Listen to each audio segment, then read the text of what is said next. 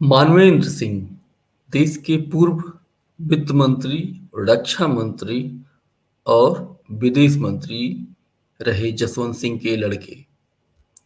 साल 2018 का चुनाव वे वसुंधरा राजे के खिलाफ उन्होंने लड़ा था झालावाड़ विधानसभा से। हार गए थे क्योंकि उस चुनाव के कुछ हफ्ते पहले ही वे शामिल हुए थे कांग्रेस में।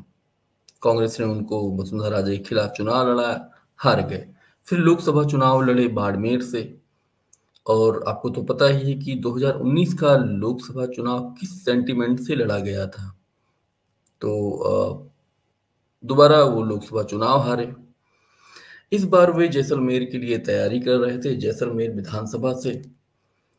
वहां लोगों से मिल भी रहे थे, लेकिन हाईकमान ने कहा नहीं, आपको सिवाना विधानसभा से चुनाव लड़ना है। वो इसके लिए तैयार नहीं थे, तो राहुल गांधी ने उनसे बातचीत की, फिर वो तैयार हुए। सिवाना में इस वक्त मानवेंद्र सिंह के क्या हालात हैं, क्या समीकरण हैं, क्योंकि अभी कुछ हफ्ते पहले ही वो यहाँ पर उन्होंने अपनी सभाएं करनी शुरू की हैं। ये बात अलग है कि वो बाड़मेर लोकसभा के अंतर्गत आता है सिवाना विधानसभा। और साल 2019 में वे कांग्रेस ने जब मानवेंद्र को टिकट दिया था, तो यहाँ उन्होंने बहुत सारी सभाएं की थी। लेकिन इस बार उनकी क्या स्थिति है? क्या उनकी इस बार हार की हैट्रिक लगने वाली है, या क्या समीकरण बन रहे हैं? क्योंकि आप देखिए तो अभी जो वहाँ की जो दिग्गज नेता हैं हेमाराम, वे उनके समर्थन में जगह जगह सभाएं कर रहे हैं। कर्नल सोनाराम उनके समर्थन में सभाएं कर रहे हैं, और मानवेंद्र कर्नल सोनाराम की विधानसभा क्षेत्र में सभाएं कर रहे हैं। तो आपस में उन लोगों का जो ट्यूनिंग है कुछ इसी तरह से नजर आ रहा है।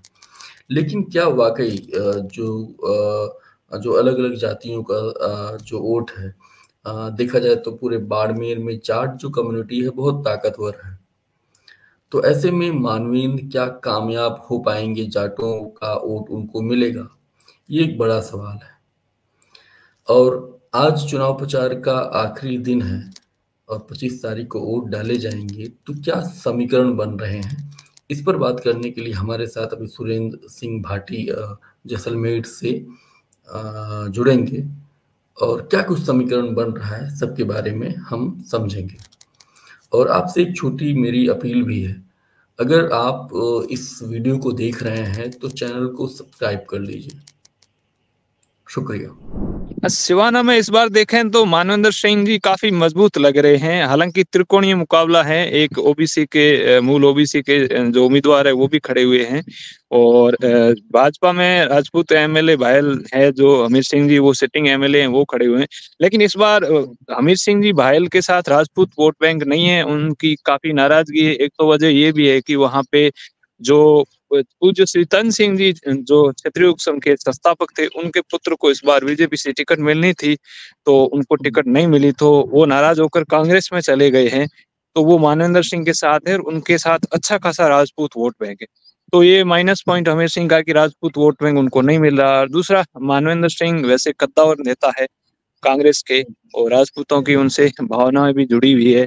वो जब से उन्होंने कांग्रेस ज्वाइन की उसके बाद जीते नहीं है, तो इस बार उम्मीद लग रहा है कि मानवेंद्र सिंह जी ठीक ठाक वोटों से निकल जाएंगे।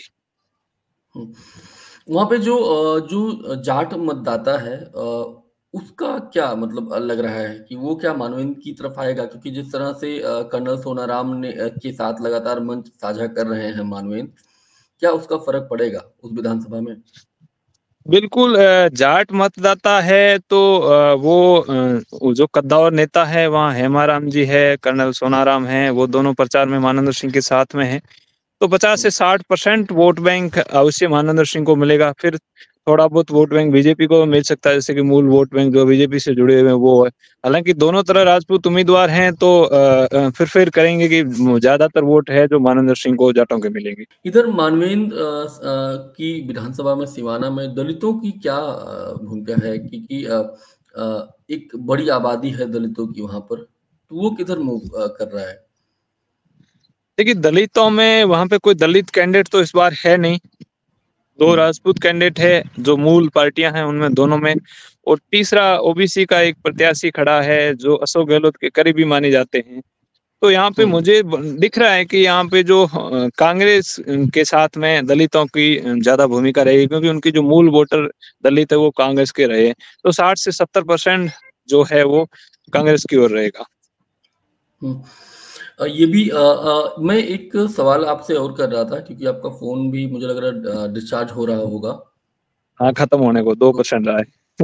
2%। हाँ, एक आखिरी सवाल मेरा ये है, अगर मानवेंद्र जैसलमेर से चुनाव लड़ते, और क्या हाँ। उनकी इसी तरह की पोजीशन होती जो सिवाना में है आज है? नहीं, मानवेंद्र सिंह अगर जैसलमेर में चुनाव लड़ते तो उनके सामने कौन सा कैंडिडेट होता उस बेस पे होता। यहाँ पे भी जो क्षेत्रवाद की राजनीति थोड़ी हावी है, अब क्षेत्रवाद बेस पे रहता है यहाँ का चुनाव। अब मानवेंद्र सिंह के सामने कौन सा राजपूत रहता उस बेस पे तय किया जाता कि मानवेंद्र सिंह मजबूत रहते या फिर कमजोर रहते। यहाँ पे दो दो क्षेत्र है, मैं जिस क्षेत्र से आया हूँ एक मेरा क्षेत्र है।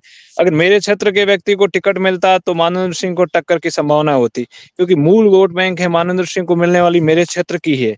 और अगर मेरे क्षेत्र का ना होते, अपोजिट क्षेत्र का होता, जिस क्षेत्र से अभी सांग सिंह जी और छोटू सिंह जी चुनाव लड़ रहे हैं, उस क्षेत्र से अगर कोई कैंडिडेट होता तो मानवेंद्र सिंह यहाँ से जीत जाते अच्छे खासे वोटों से। ये सीन रहता।